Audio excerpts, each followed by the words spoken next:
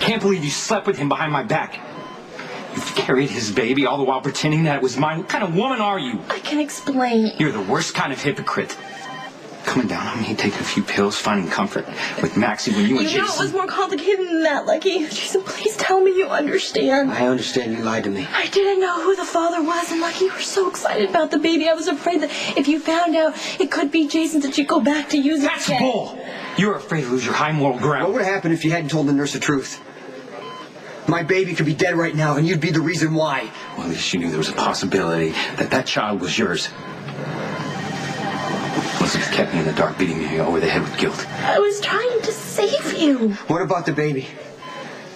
Were you to let our child believe a lie while I grew up? I just thought it only mattered. I trusted you more than anyone.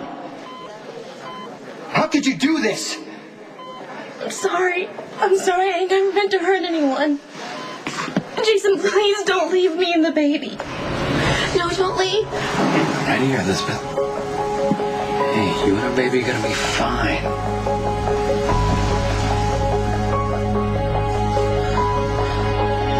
You and the baby have both recovered from your bout with hypothermia. And the baby wasn't armed.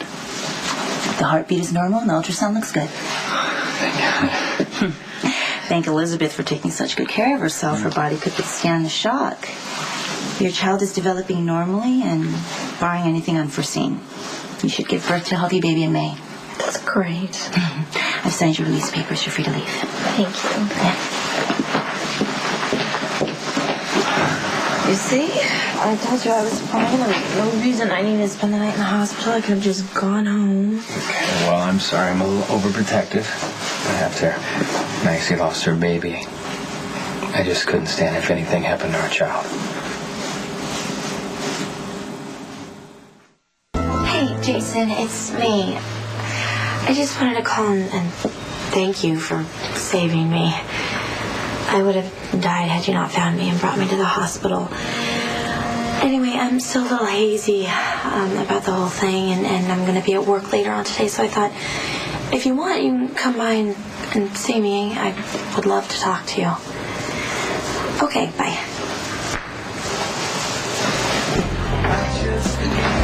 So, I called the pound, and nobody reported the dog missing. We won't, Maxie.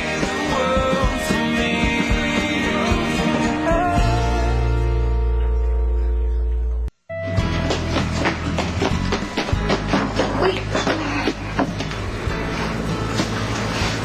Elizabeth. You got me. Don't tell Lucky or Maxie that I was here, okay? No, I won't, but it's not what it looks like.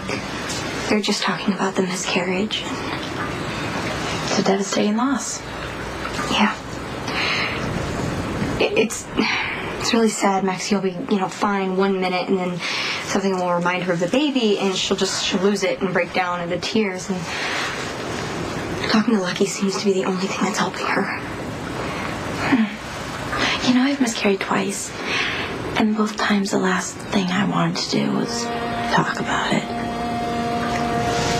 I guess everybody's different. Yeah. It's ironic. What?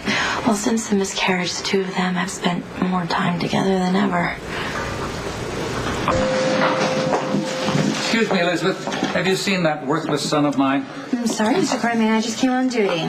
Oh, I swear if I've driven all the way down here and I find out that Alan was too incompetent to even schedule another cabinet meeting, of course, I don't know what I would threaten him with.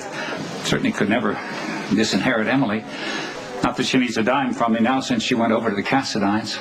I don't suppose you've heard anything from them about little Spencer, huh? Well, Nicholas and Emily are in Denver, but they don't have any leads. Okay. Well, listen, you mark my words. You're going to find out that demented grandmother is behind all of this. And sometimes I can't say I blame her. Excuse me? No, don't get me wrong. I have no sympathy for Helena Cassidine.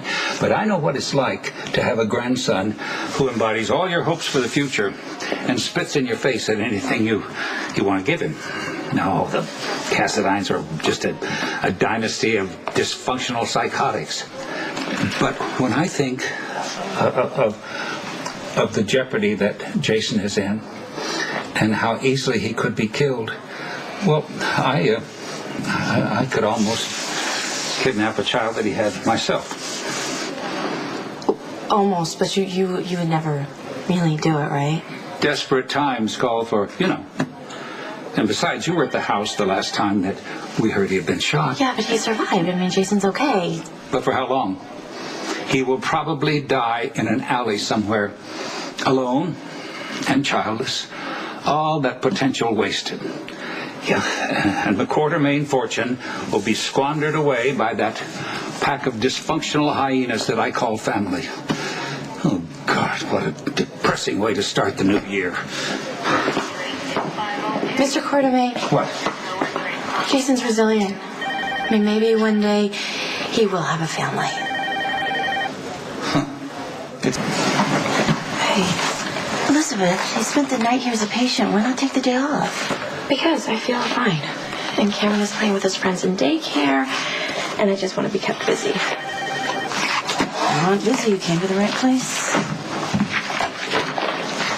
Can I ask your opinion? As a doctor and as a friend. Ask away.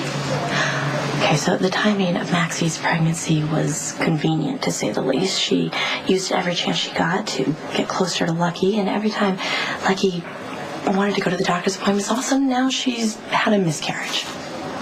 Where are you going with this? Well, I've miscarried twice. And both times, the last thing I wanted to do was talk about it, even with the father. And it just seems like every time Maxie's with Lucky, she's confiding about the baby, and it doesn't ring true. So you're asking me, she's lied about so much in the past. Is there a chance she could have faked the entire pregnancy?